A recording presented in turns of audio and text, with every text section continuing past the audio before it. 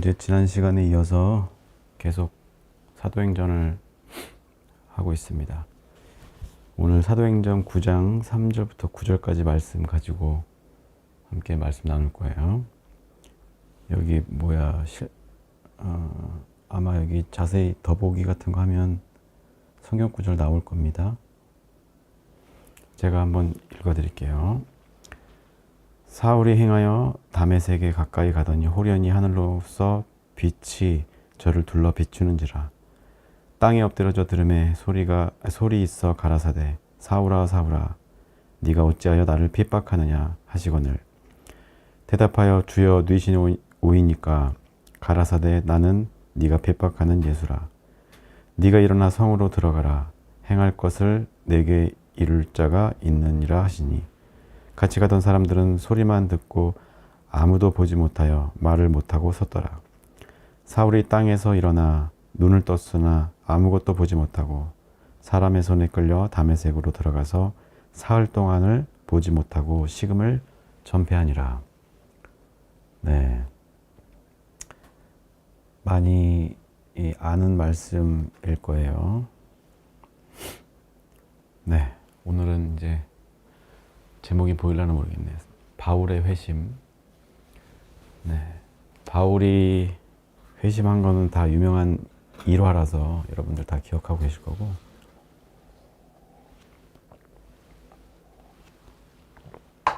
네, 제가 카페인 중독이 있어가지고 하루에 한 잔씩 안 먹으면 머리가 두통이 조금씩 있어요. 좀 끊어야 될 것 같아. 아무튼 오늘 사도행전 9장 바울이 이제 이전엔 사울이라고 했잖아요. 이제 회심하고 나서 바울이라고 이제 부르기 시작했고, 그 전에 사울의 마지막 모습입니다. 네, 아주 신비로운 일이죠.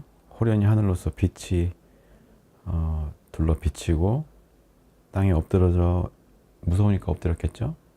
근데 어디서 소리가 들렸대요. 사울만 들은 게 아니라 그 같이 있던 일행들도 같이 들었는가 봐요. 그랬더니 누구냐고 물어봤더니 네가 핍박하는 예수다 하면서 이렇게 말씀하고 있습니다. 그래서 사흘 동안 아무것도 보지 못하고 그 상태로 지냈으니까 여러분들 눈이 갑자기 안 보인다고 생각해 보세요. 얼마나 답답하겠어요. 평생 시각장애인으로 살아오신 분들도 굉장히 불편할 거예요. 그 마음을 저는 감히 헤아려 볼 수가 없을 정도일 것 같아요. 저는 껌껌한 걸 별로 안 좋아해서 잘 때도 미등을 켜놓고 자거든요. 네, 와이프는 그걸 싫어해서 네, 지금 저는 딸 방에서 자고 있습니다만, 아무튼 이 사건은 기독교 역사에서 아주 중요한 사건 중에 하나입니다. 다메섹에서 이루어진 일이고요. 여느 때처럼 사울은 예수를 핍박하고 다녔었어요. 열심히 핍박하고, 또 지난 시간에 말했던 것처럼 그 스데반 집사가 돌에 맞아 죽은 것이 잘된 일이라고 생각했던 아주 무지막지한 사람이었죠. 그런데 이제 눈이 멀어서 4일간 보지 못하고 식음을 전폐했다. 갑자기 장애를 가지게 됐을 때 그 심정은 말로 설명이 안 되겠죠. 바울도 그렇게 강직해 보이는 그 바울도 4일 동안 식음을 전폐할 정도로 충격적인 사건이었어요. 물론 이제 신앙적인 어떤 충격도 있었겠지만 이후에 회심을 하고 복음의 사도로 완전히 탈바꿈하게 되는 사건이었습니다. 우리는 이제 이 사건을 통해서 우리도 바울처럼 예수를 핍박하는 자리에 있었다면, 예수를 믿지 않고 교회를 향해서 손가락질했던 사람들에게 어떤 본보기로 보여주면서 이 이야기를 많이 인용을 합니다. 그러면서 바울도 봐라, 이렇게 똑똑하고 괜찮은 사람인데도 이렇게 변화되었다는 것은 그만큼 예수의 사랑이나 사역들, 역사적인 어떤 진실성이 나타나는 사건이다 하는 식으로 이렇게 설득하는 용도로 또 전도할 때도 많이 초심자들한테 이야기를 하죠. 이 사건을 통해서 뭐 여러 가지 생각해 볼 수 있겠지만 저는 뭐 하여간 제 나름대로의 생각을 가지고 한번 나눠보려고 해요. 네. 일단은 사람은 변하지 않죠. 이 존재는 거의 변하지 않을 것 같아요. 그렇지만 어떠한 이 바울의 사건을 보더라도 어떠한 큰 계기가 있으면 사람이 바뀔 수도 있다. 네. 아주 극히 드문 경우지만, 그러니까 예수님 말고는 사람을 바꿀 능력이나 재간이 누구에게도 없다라고 보시면 맞지 않을까 싶어요. 그래서 악한 사람이 선한 사람으로 바뀐다. 또 선했던 사람이 악해졌다. 다 틀린 말 같다는 생각이 들어요. 뭐 악한 사람이 선한 사람 되기는 당연히 힘든 거고, 선한 사람이 악을 행한다. 이것은 본래 우리의 죄에 대해서 잘 이해하지 못하는 상황에서 할 수 있는 말이에요. 제가 죄악에 대해서도 여러 번 이야기를 나누긴 했지만 사람은 늘 죄 앞에 서 있다고 보시면 됩니다. 제가 창세기 말씀도 많이 나눴었죠. 네 앞에 죄가 엎드러져 있으니 그 죄를 다스려라. 네, 우리는 누구나 다 죄 앞에 있어요. 우리 앞에 죄가 엎드러져 있고 언제 내가 한눈 팔면 나를 집어삼킬 준비를 하고 있다는 거예요. 그래서 우리가 선한 사람이었다, 악한 사람이었다 이렇게 얘기하는 것 자체가 어떻게 보면 의미가 없을 수도 있어요. 결국에는 이 세상에는 선과 악이 공존하고 있고 우리는 선택을 통해서 선한 길로 갈 것인가 악한 길로 갈 것인가를 결정할 수가 있는 것이죠. 그래서 결국에 악을 선택하고 죄를 선택할 사람들은 어쨌건 선한 사람은 아니라는 것입니다. 그래서 악했던 본성이 이렇게 선으로 그냥 자력에 의해서 자기 힘으로 그건 쉽지 않은 것이죠. 선천적으로 우리는 여전히 악을 다스리기 힘든 연약한 존재라는 사실을 우리가 인정해야 되는 거예요. 그런데 예수를 만나면 달라지는 것이죠. 예수님을 만나고 하나님의 역사를 대면하면 우리가 죄 앞에 있다는 사실을 직시하게 되고 나를 객관화할 수 있고 그러다 보면 나를 죄에서 멀어질 수 있게 죄를 선택하지 않을 수 있게 나를 이렇게 핸들링할 수가 있게 되는 거예요. 그래서 선한 방향으로 나갈 수 있는 것이지 우리가 본래 선하다, 본래 악하다라고 말할 수 없다는 거예요. 물론 이제 우리가 보기에 원래부터 선한 사람도 있고 원래부터 나쁜 놈들도 있긴 있으나 오랜 세월 동안 축적된 어떤 그런 선택들에 의해서 그들의 캐릭터가 만들어지는 거거든요. 아무튼 그래요. 그래서 이 죄에 대한 것들을 우리가 약간 딱딱하게 이론적으로 제가 말씀드린 것 같지만 좀 이해할 필요가 있어요. 저걸 알고 나를 알면 이길 수밖에 없다. 우리 이순신 장군이 말씀하셨던 것처럼 우리가 교회를 다니고 선을 행해야 하겠다라고 다짐할 때는 그럼 선도 알아야 되고 그 선에 반대되는 개념인 악에 대해서도 우리가 생각해 볼 필요가 있는 거예요. 그냥 악이니까 멀리하고 모른 척하는 것이 아니라 그 악이 무엇인지 그리고 내 안에 악을 선택할 여지는 없는지 늘 돌아봐야 한다는 것이죠. 그리고 힘에 부칠 때는 예수님의 도움을 받아서 우리가 제대로 예수님을 만나고 제대로 예수님에 대해서 이해하고 그 지식을 얻어서 선을 선택할 수 있는 사람으로 거듭나야 한다는 겁니다. 그래서 결론적으로 말하면 사람은 변하지 않지만 예수님을 통해서 우리가 변할 수 있다. 복음으로 변화된 삶을 살 수 있다. 전인적인 변화, 바울이 겪었던 이러한 어떤 다이나믹한 어떤 사건이 아니더라도 우리가 인지를 통해서 지성을 통해서도 충분히 그럴 수 있다라고 저는 봅니다. 그런데 이 사람이 변한다는 극히 소수지만 변한다. 이게 종이 뒤집듯이 아니 부침개 뒤집듯이 이렇게 바뀔 수 있는가 생각해 보면 그렇지 않죠. 사울은 다메섹에서의 그런 경험 후에 그냥 바로 회심을 한 것이 아니에요.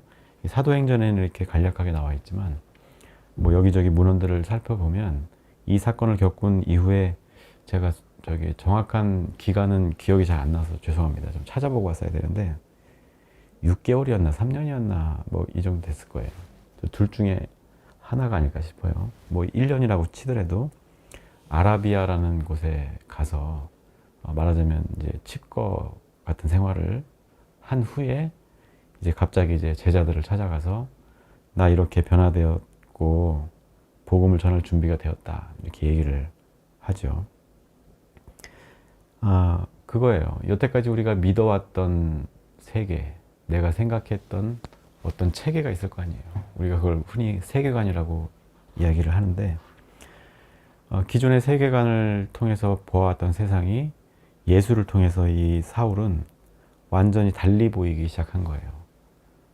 우리가 글자를 1이라는 숫자를 1로 알고 있었는데 갑자기 자고 일어났더니 2가 되어 있다면 여러분들 어떠시겠어요?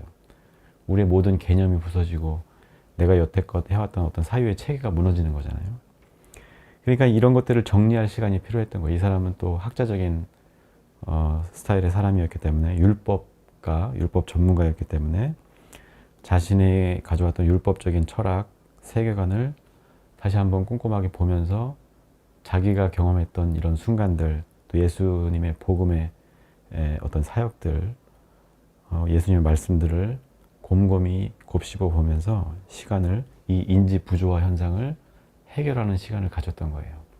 그만큼 사람이 변한다는 것은 쉽지 않다는 거예요. 우리가 교회 나와서 하루아침에 은혜 받고 사람 변했다. 이거 99.99% 뻥입니다. 네, 확실히 제가 말씀드릴 수 있어요. 어느 날 갑자기 바뀔 수 있는 어떤 계기는 만들었을지 몰라도 그것으로 인해서 그 사람의 전인적인 변화가 일어났다라고 보긴 다소 무리가 있어요. 바울만 보더라도 그렇죠.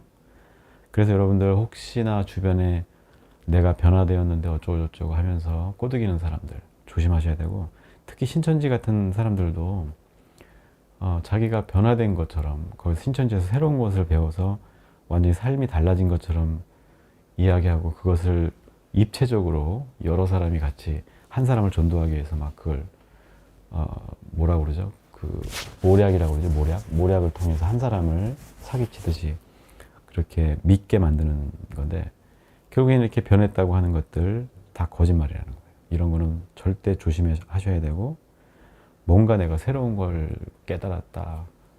세상에 새로운 건 없어요, 사실.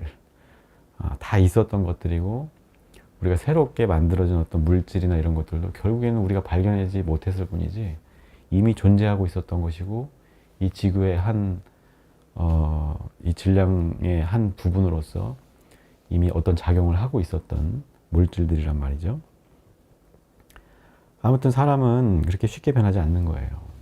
바울도 그 몇 년간의 어떤 공부나 고민, 사유 이런 것들을 통해서 자신의 신앙을 정돈하고 새로운 복음의 체계를 받아들이기까지 시간이 필요했던 거예요.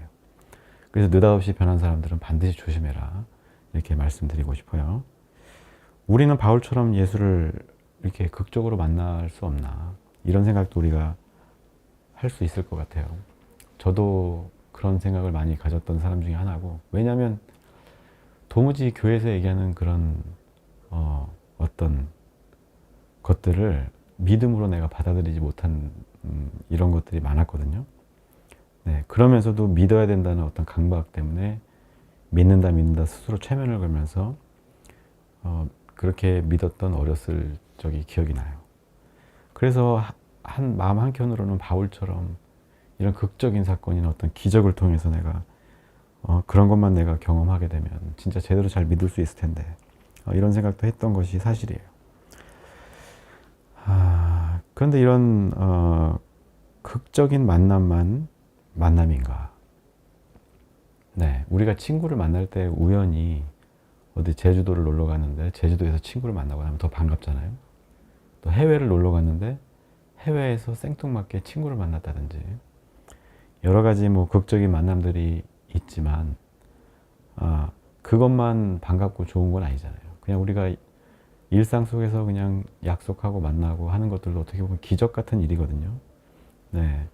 서로 다른 곳에서 다른 영역에서 살아가는 사람들이 그렇게 한번 마주치기가 쉬운 게 아니잖아요. 특히 여러분들 이제 사회생활 해보셔서 알겠지만 자기가 움직이는 그 바운더리 내에서의 만남은 뭐 쉽지만 그 외에 다른 어떤 일상을 가진 사람들, 친구들과 이렇게 만나서 밥 먹고 차 한잔 마시고 술도 마시고 하기가 사실 쉽지가 않아요. 저도 친구 중에 뭐 외국에 나가 있는 친구들도 있고 또 서울에 있는 친구 뭐 여기저기 흩어져 살고 있는데 서로 가끔 안부나 물을 정도지 정말 만나서 달려가서 만날 수 있는 그런 여건들이 쉽게 주어지지 않는 거거든요. 아무튼 제가 만남에 대해서 얘기를 막 주저리주저리 했는데 물론 이런 극적인 만남도 있다는 거예요.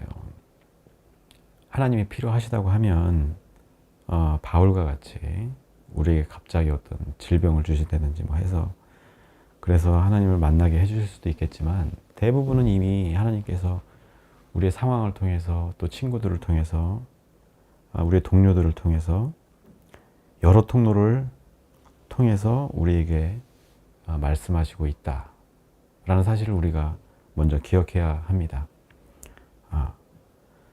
하나님이 그렇게 묻는 거예요. 말하자면 우리 사도 바울에게 물었던 것처럼 어떤 뭐 설교가 됐든 어떤 친구의 말이 됐든 가족들의 어떤 무엇이 됐든 간에 너는 왜 나를 핍박하느냐.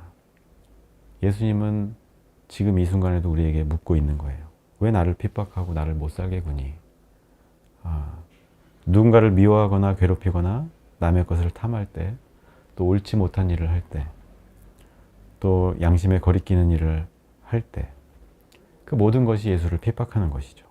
그럴 때마다 예수님은 우리에게 묻는 거예요. 너는 왜 나를 핍박하니? 왜 가난한 자를 보고 그냥 지나치니? 이런 예수님의 질문이 들리지 않는다면, 들을 수 없다면,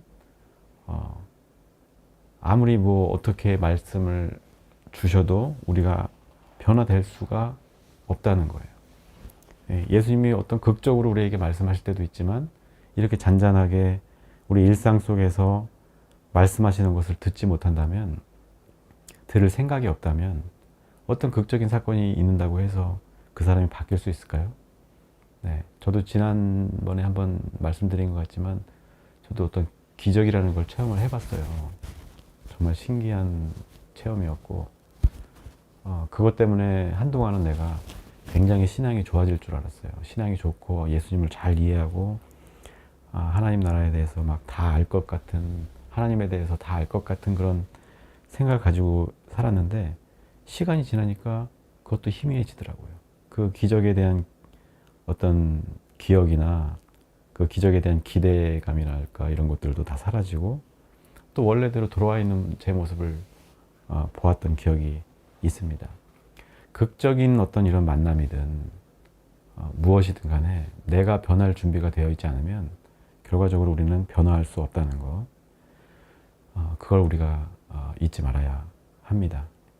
그런데도 불구하고 나는 변화되었다라고 믿는 이런 나르시시즘적인 사람들이 내 신앙의 선배고 장로고 목사고 전도사라고 한다면 참 피곤한 일이 되는 것이죠.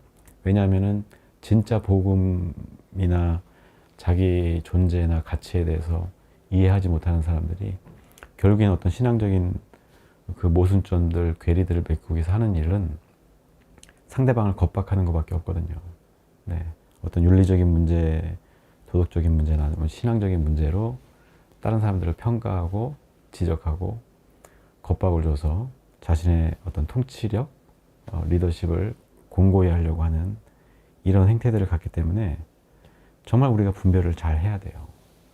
그런 사람들이 주변에 참 많이 있고 교회에 참 많이 있고 그래서 한국 교회가 쇠퇴하는 원인 중에 하나이기도 하고요. 그래서 우리가 이제 이런 예수님과의 하나님과의 만남, 이것을 위해서 우리가 먼저 해야 될 것은 먼저 귀를 크게 열어야 하는 거예요.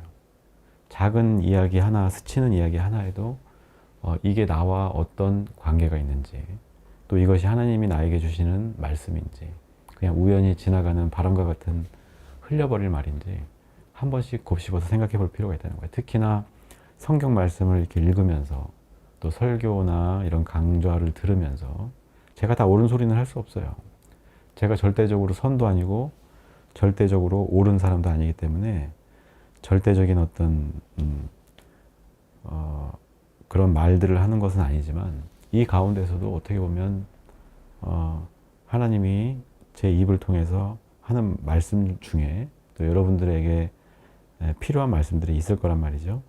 그런 것들을 그냥 안 듣는다거나 외면한다든지 그게 무슨 의미인지 분별하지 않으려고 한다면 우리는 어찌 보면 평생 그 바울이 들었던 너는 왜 나를 핍박하느냐라고 하는 나의 삶을 변화시킬 수 있을 만한 그런 음성을 듣지 못할 수도 있다.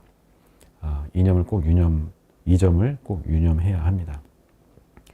어쩌면 우리는 이미 수많은 예수님의 음성을, 하나님의 음성을 들었을지도 몰라요. 다만 듣고도 흘려버리고 못 들은 척하고 그냥 외면했는지도 모르는 것이죠.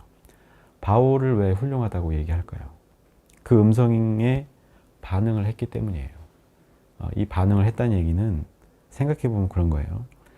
바울이 열심히 그리스도인들을 핍박하고 못살게 굴었지만 그 가운데서도 이것이 옳은 것인지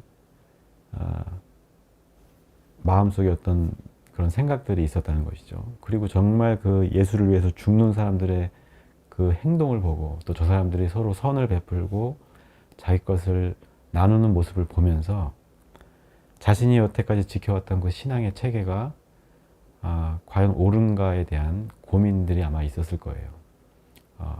여러분들 뭐 그 금속에 보면은 피로균열이라고 하죠. 겉으로는 보이지 않지만 어떤 힘을 계속 가했을 때 아주 미세한 크랙이 발생하고 지속적으로 그 힘을 받을 때 언젠가는 그 쇠가 부러진다 해서 비행기 같은 것도 그런 피로 파괴 때문에 추락을 하기도 하고 또 자동차 같은 것도 마찬가지예요. 차대가 다 쇠로 돼 있잖아요. 마찬가지죠. 강철과 같았던 그 바울의 마음속에 그런 복음으로 인해서 자기가 목격한 것들이 있으니까 균열이 생기기 시작했던 것이죠. 그렇기 때문에 이 예수님의 말씀에 왜 나를 핍박하느냐고 하는 이 물음에 마음이 흔들릴 수밖에 없었고 천지가 개벽하는 듯한 어떤 감정을 느낄 수밖에 없었다고 생각을 합니다.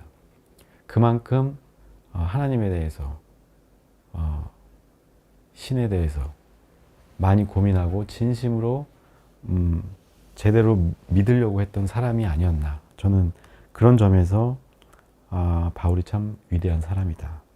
이렇게 말씀드리고 싶어요. 그래서 우리가 듣는 어떤 아주 사소한 것들조차도 우리가 외면하지 않고 그것을 하나님의 음성으로 받아들인다고 하면, 그리고 반응한다고 하면 그 안에서 우리는 이렇게 극적인 변화나 어떤 그런 깨달음을 얻을 수 있다는 거예요. 돌아서게 되는 것이죠. 바울처럼 돌아선다, 회개한다는 거예요. 여태까지 핍박의 길을 갔다고 하면 이제 사랑의 길로 돌아서는 것이죠.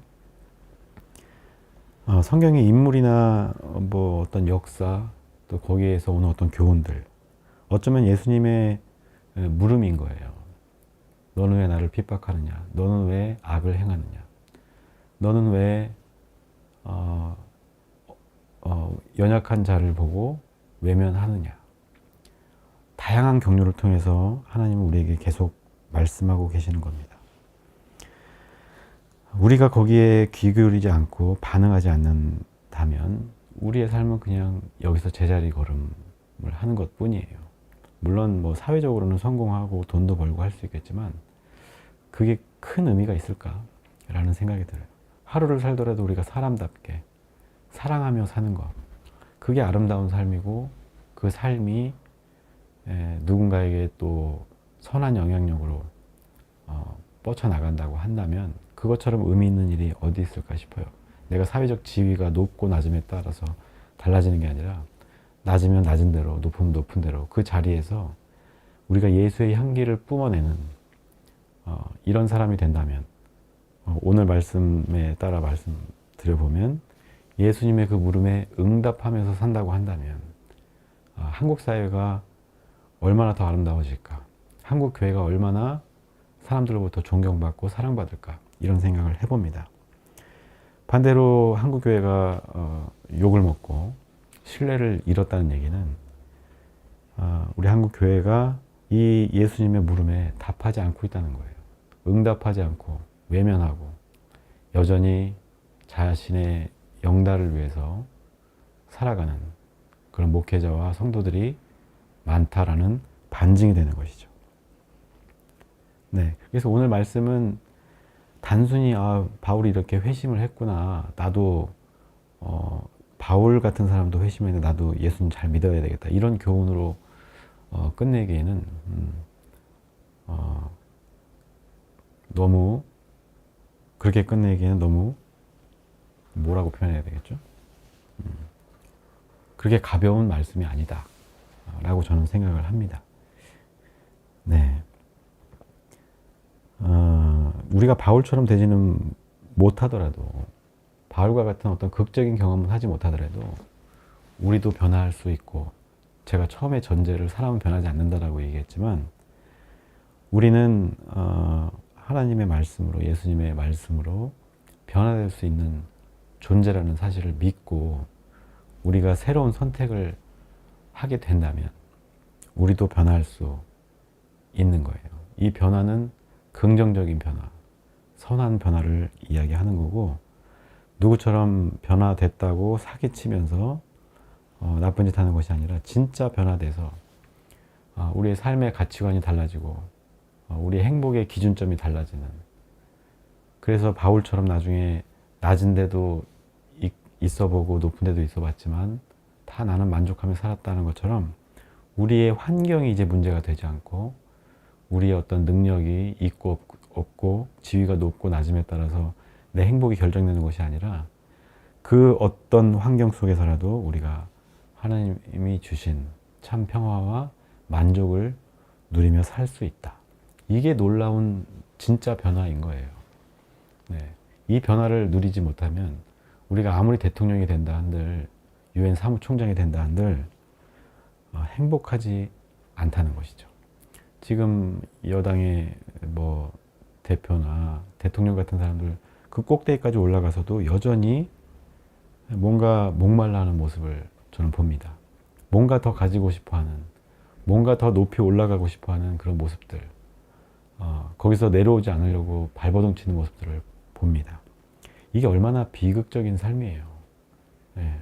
겉으로는 되게 화려하고 디올백 들고 다닐지 모르겠지만 제가 볼 땐 참 하찮고 불쌍하고 측은한 사람들이에요. 그런 점에서 우리는 변화되어야 합니다. 네. 예수 제대로 믿고 예수님의 말씀을 제대로 이해해서 제대로 변화됐을 때 우리는 참 행복, 참 만족, 자족함을 누릴 수 있는 존재가 된다. 이 사실 여러분들 꼭 기억했으면 좋겠습니다. 네. 하여간 오늘 말씀, 여러 가지로 이제 사람들이 해석하고 이야기하지만 저는 나름대로 이런 생각을 해봤어요. 여러분들도 이 생각에 꼭 동의를 하든 안 하든 간에, 우리가 변화되지 않으면 사실, 힘든 거예요. 저도 마찬가지고, 날마다 새로워져야 하는 존재들입니다. 왜냐하면 여전히 우리는 죄를 앞에 두고 있기 때문에 이 죄를 어떻게 해서든 피해가든 돌아서든 다스려야 하거든요. 그러려면 날마다 예수님의 음성을 듣고 날마다 그 음성에 응답하는 훈련을 해야 되는 겁니다. 그래서 여러분, 일주일에 한 번 이렇게 말씀 듣고 끝나는 게 아니라 여러분들 스스로 좀 성경책도 읽고 질문이 생기면 또 나누기도 하고 이러면서 바울처럼 이렇게 엄청난 변화를 겪지 못하더라도 소소하게 우리가 삶의 변화를 이끌어내면서 거기에서 오는 어떤 만족감, 기쁨 마음껏 누리셨으면 좋겠어요.